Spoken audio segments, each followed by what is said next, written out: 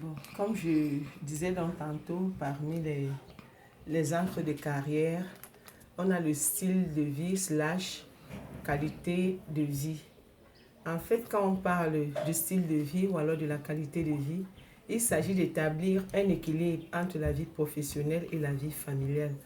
Parfois, vous voyez dans certaines familles, les parents travaillent, sortent très tôt le matin, ils rentrent très tard, ils n'ont pas le temps de causer avec les enfants, ils n'ont pas le temps de jouer avec les enfants, ils sont comme des étrangers chez eux, donc ils ne savent même pas ce qui se passe au quotidien chez eux. C'est la ménagère, c'est la nounou qui éduque les enfants et vous voyez dans ce genre de famille, parfois les enfants ont des agissements contraires à l'éducation que les parents auraient cru leur donner. Et parfois, les parents se reposent généralement de ce fait. Donc, et on disait aussi, c'est aussi un moyen, donc il s'agit ici pour le salarié de trouver un moyen d'intégrer les besoins de l'individu dans la famille et la carrière. Ici, on verra aussi le passage de la carrière organisationnelle à la carrière nomade. Donc, généralement, il s'agit des changements dus à la mobilité. Donc, la carrière organisationnelle, quant à elle comprend le schéma promotionnel classique qui renvoie au caractère interne des caractères professionnels.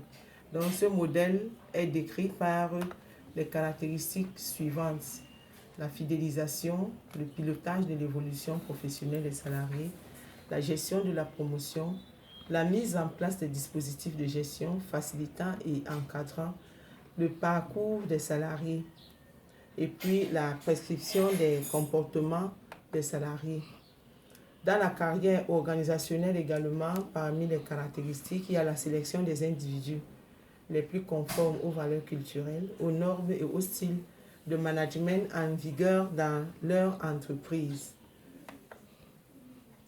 Cette importance s'applique, l'importance de la gestion des carrières, elle s'applique à deux niveaux, au niveau des salariés et au niveau des entreprises. Au niveau des salariés, il s'agit des opportunités d'évolution dans l'entreprise, par exemple le plan de carrière et puis les objectifs de carrière, les possibilités de développement professionnel telles que le développement des compétences et de l'employabilité.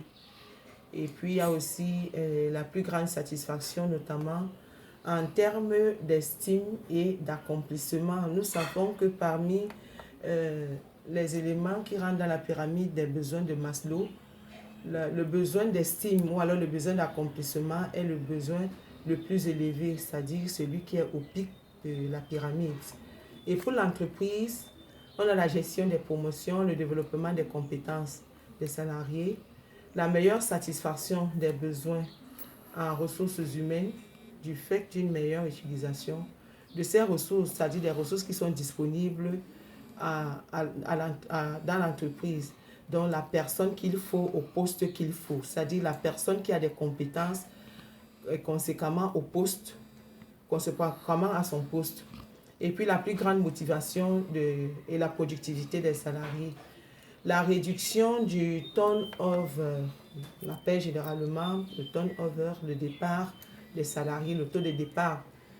On distingue parmi les acteurs de la gestion des carrières, on distingue les acteurs principaux et les acteurs périphériques.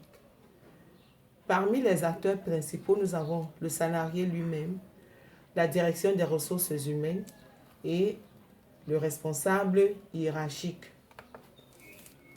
Le salarié, c'est un acteur principal de son propre parcours professionnel parce que c'est lui qui est au centre de ce parcours et aussi de sa propre employabilité. Donc, il doit prendre en charge la gestion de sa carrière en portant une amélioration, une attention particulière à l'information, à la formation et à l'orientation professionnelle. Il est généralement assisté par la direction des ressources humaines. La direction des ressources humaines, elle a pour but de veiller à l'adéquation des ressources aux besoins en personnel c'est-à-dire les recrutements par exemple à des différents postes. Elle assure l'évolution des compétences de chacun des salariés, c'est-à-dire après un certain temps, chaque salarié doit être recruté dans un poste ou alors doit se retrouver dans un poste correspondant à son profil et à ses performances, à ses compétences. Donc en fait, un poste, on doit lui octroyer un poste ou alors une responsabilité en fonction de son expérience ou alors de son savoir-faire. Elle motive et fidélise la direction des ressources humaines, bien sûr. Elle motive et fidélise les salariés. En fait, c'est elle qui est chargée de s'occuper de tous les problèmes relatifs à la gestion des carrières des salariés. Elle prépare et coordonne les évolutions de carrière. Pour le responsable hiérarchique, c'est la personne la mieux placée pour évaluer les compétences, les capacités acquises par le salarié, sa performance, son potentiel et sa motivation, parce qu'en fait, c'est lui qui est généralement en contact direct avec le salarié. Il aussi de concert avec la DRH, avec la direction des ressources humaines dans la gestion de carrière du salarié. Les acteurs périphériques. Ici, d'autres acteurs interviennent de manière plus distante dans la carrière du salarié, tels que les prestataires extérieurs et en interne, les représentants du personnel, tels que les délégués du syndicat, par exemple. Donc, en grand 3, nous allons passer aux outils de gestion de carrière. On distingue l'entretien périodique d'évaluation, les cartes de métier, les bourses de l'emploi, les cellules d'orientation, les cellules de reconversion, les organismes de remplacement. Petit 1, l'entretien périodique d'évaluation. Cet entretien permet d'évaluer la performance individuelle du salarié. Il permet ainsi de construire un plan individuel de formation ou encore de la